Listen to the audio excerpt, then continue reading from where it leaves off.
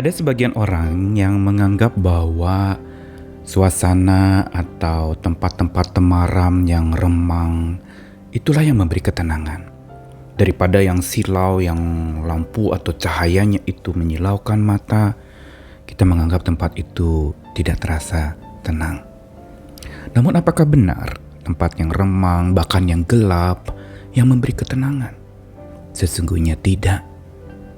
Karena pada saat gelap kita tidak bisa lihat apa-apa, malah sebenarnya di tempat gelap ada kandungan bahaya di sana.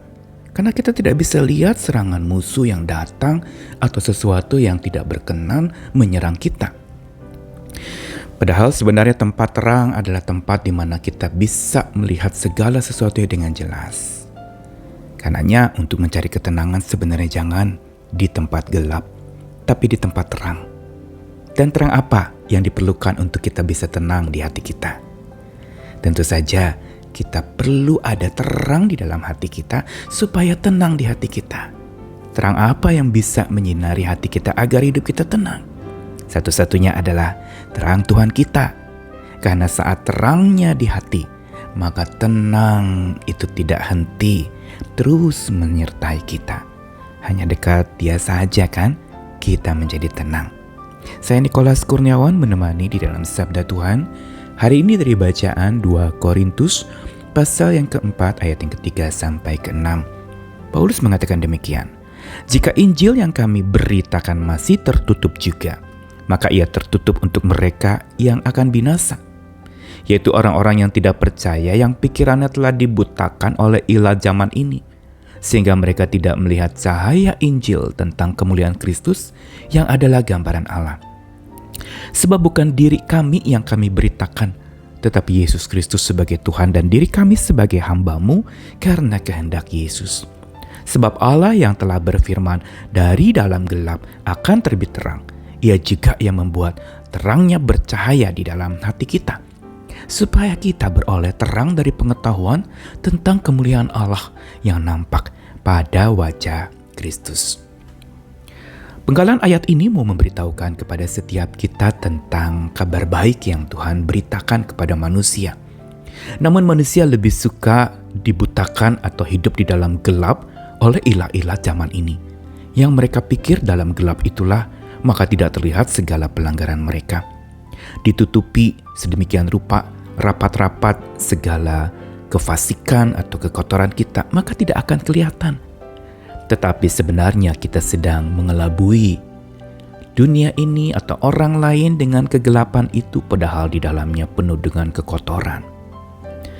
Yang mau diingatkan dari Paulus kepada jemaat di Korintus, juga setiap orang percaya hari ini, adalah bahwa hati-hati kalau pikiran kita sudah dibutakan oleh ilah zaman ini.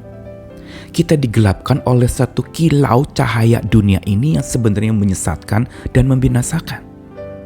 Kilau cahaya dari dunia ini yang malah membutakan mata kita, membutakan pikiran kita, dan tidak bisa melihat kebenaran yang dari Tuhan. Tidak bisa melihat sesuatu yang merupakan cahaya kabar baik dari Tuhan kita. Kita seringkali menyukai sesuatu yang buruk dan kita tutupi begitu rupa di dalam gelap. Kita pikir kita baik-baik saja. Padahal dalam gelap banyak hal bisa terjadi. Yang buruk bisa tambah buruk justru dalam gelap. Tapi saat terang itu datang seperti yang Tuhan katakan, dari dalam gelap akan terbit terang, ini juga yang akan membuat terang kasih Tuhan, terang kebenaran Tuhan, terang anugerah Tuhan bercahaya dalam hati kita, dan inilah sumber ketenangan sejati kita. Namun sekarang pertanyaannya bagaimana supaya cahaya terang dari Tuhan itu selalu ada dalam hati kita, bisa terus menjagai ketenangan kita, sehingga tenang tidak henti itu terjadi dalam hidup kita. Sekalipun ada bahaya yang datang, kita terus bisa tenang, dan ketenangan itu makin tumbuh menjadi sebuah kemenangan untuk berjuang. Caranya gampang, supaya terang Tuhan selalu bercahaya dalam hati kita. Pertama adalah cari terus wajahnya, cari Tuhan senantiasa, cari Dia sebagai yang utama dalam hidupmu. Yang kedua, hambakan diri kepadanya. Serahkan dan dirimu sebagai hamba, katakan, aku hambamu, aku mau patuh kepada apa yang engkau katakan. Dan yang ketiga, selain cari, hambakan. Yang ketiga, yakini di dalam hati. Dia selalu menuntun kita. Terangnya ada selalu atas kita. Dan jangan lagi kita kesengsem sama kegelapan dunia ini. Atau terang palsu yang dibaliknya ada kegelapan yang siap untuk menerkam dan menghancurkan hidup kita. Sabda Tuhan hari ini mau mengajarkan kepada kita, ayo datang kepada terang. Ayo hidup di dalam cahaya terangnya. Dan senantiasa Dia yang terus akan membuat terangnya bercahaya di dalam hati kita. Dia juga yang akan memberi ketenangan kita. Di tengah bahaya, terus ketenangan itu tumbuh tanpa henti. Karena apa? Ada cahaya terang Tuhan yang selalu bersinar di dalam hati. Cari wajahnya, hambakan diri kepadanya, dan yakini terangnya dan pimpinannya selalu beserta dengan kita. Ayo semangat lagi berjuang bersama dengan Tuhan, karena hanya bersama dengan Dia kita bisa berjuang dengan tenang dan akhirnya menang.